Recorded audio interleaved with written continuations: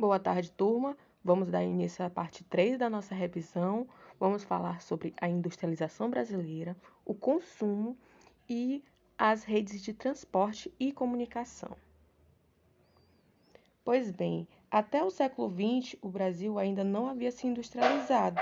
Pouquíssimos trabalhadores estavam nesse ramo da indústria. Eles se dedicavam principalmente a indústrias mais simples, pois até 1920, 1929, a agropecuária que respondia por maior parte da economia brasileira. O Brasil era um grande exportador de café e um dos principais compradores eram os Estados Unidos. Nessa época, os cafeicultores eram importantes tanto no ramo econômico, como também dominavam a política. O Brasil, então, é um Brasil de industrialização tardia, ou seja, se a gente for comparar com países da Europa, como Inglaterra, França, ou então com os Estados Unidos, o Japão, o Brasil começou sua industrialização bem tarde. Foi somente a partir de 1930 que a industrialização do Brasil teve uma impulsionada, principalmente devido à crise do café. Vamos entender por quê, né? Aqui a gente tem uma linha do tempo que vai de 1900 a 2000. Em 1900 até 1920, 1929, o café era o produto mais exportado e que mais movimentava a economia brasileira. Os cafeicultores, o governo, não se preocupava tanto com a industrialização naquele período, até porque o café movimentava a nossa economia e gerava lucros. Porém, a partir de 1920, começou-se a investir em bancos e pequenas indústrias, como indústria de bem de consumo, como tecidos, calçados, alimentos, indústrias mais leves. Porém, a partir de 1929, ocorreu uma crise econômica nos Estados Unidos que afetou vários outros países, fazendo com que o preço internacional do café despencasse e muitos cafeicultores falissem. A exemplo do Brasil, que era grande exportador de café para os Estados Unidos.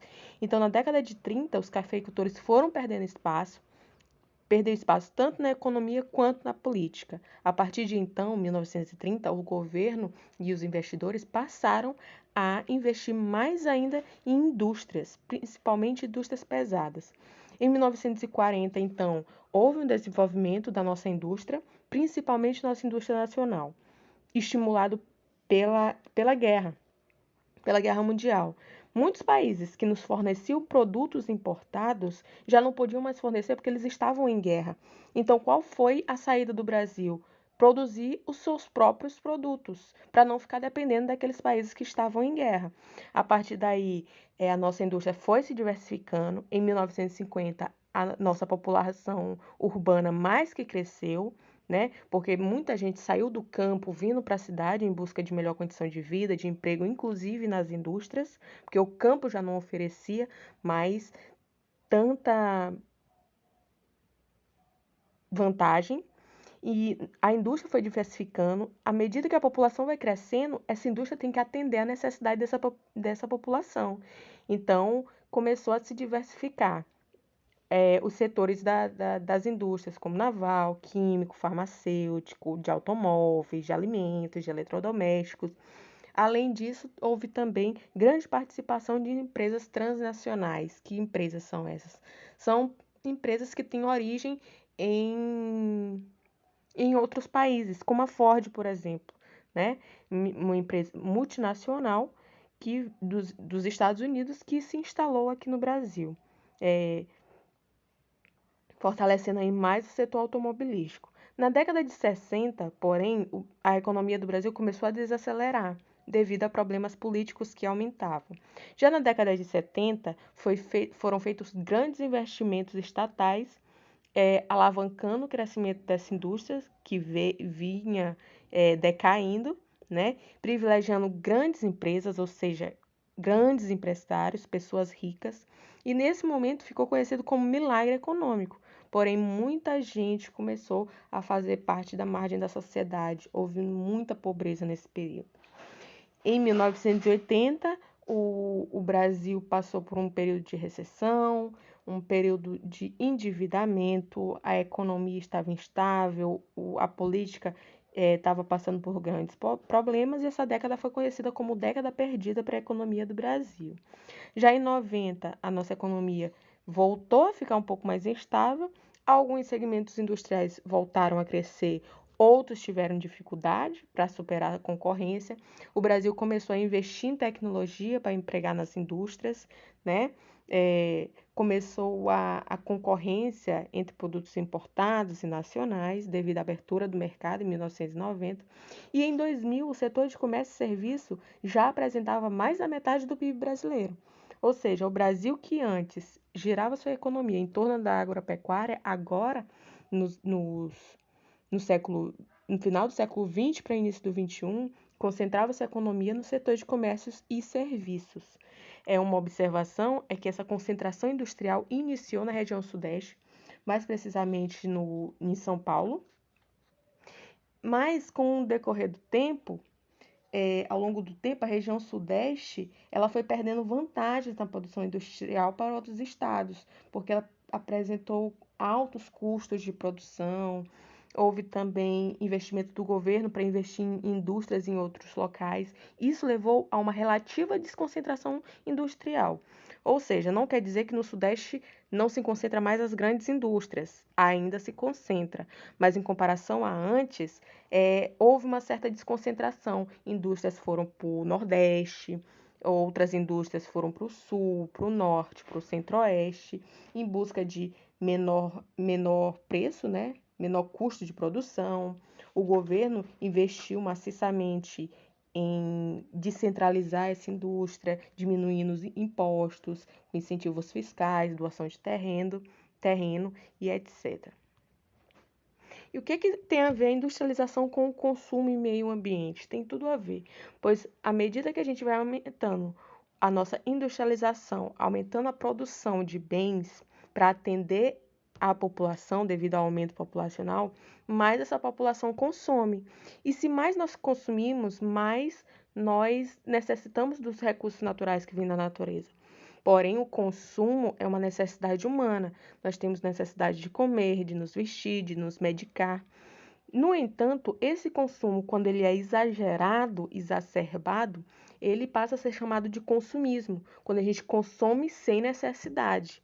Ou compra uma roupa que não precisava, ou compra alimentos a mais e depois joga fora. Isso é consumismo. Então, o que o consumismo traz ao meio ambiente? Sérios danos. Os nossos recursos podem vir a faltar, nossa disposição de lixo pode gerar poluição no meio ambiente. Então, são inúmeros os impactos que o consumismo gera ao meio ambiente. E com o decorrer do tempo, desde a década de 60, houve uma preocupação em relação ao consumo e ao meio ambiente. Foi elaborado vários conceitos, dentre eles o de desenvolvimento sustentável, que nada mais é usar o recurso natural de maneira racional, de maneira controlada, para que supra as nossas necessidades, mas também a necessidade das nossas gerações futuras, para que não falte daqui a alguns anos, daqui a alguns séculos. Então, isso que é o desenvolvimento sustentável. Exploração racional de recursos naturais para suprir as necessidades da nossa geração, sem comprometer a disponibilidade de recursos para as gerações que vão vir. Aí tem uma figurinha do consumo consciente versus o consumismo. E o espaço das redes? A gente vai falar sobre as redes de transporte e comunicação que permitem o fluxo de cargas, de pessoas, de serviços pelo território. As redes de transporte são necessárias para o fluxo de carga e pessoas, né, no nosso território. E elas são de 4 tipos: rodoviárias, através das rodovias, né? Pode ser através de caminhões, ônibus, carros, automóveis, e a mais utilizada no Brasil. A ferroviária, pelos trilhos, pode ser pelo metrô, pelos trens, e ela é muito aliada à rodoviária. A marítima, ela é feita pelo mar, né? Através de grandes navios, leva grandes cargas, porém é lento. E a aérea, que apesar de ser rápida, é a mais cara. Essas redes de transportes, ela tem vantagens no seu uso e desvantagens. As redes de comunicação, por sua vez, são ferramentas que possibilitam a comunicação entre os indivíduos, propiciando a difusão de informações. Podem ser de dois tipos: rede de comunicação individual, que é aquela entre pessoas, através de carta, de correio, de telefone, de celular, ou em massa, que tem o intuito de comunicar um grande número de pessoas em menos tempo, como os jornais, as revistas, a internet, televisão, rádio. Essas redes de comunicação e transporte, nós sabemos que nem todo mundo tem acesso da mesma maneira, né? Quanto maior meu poder aquisitivo, minha capacidade de compra, né? Minha, minha condição econômica, mais acesso a diferentes redes de transporte e comunicação eu vou ter.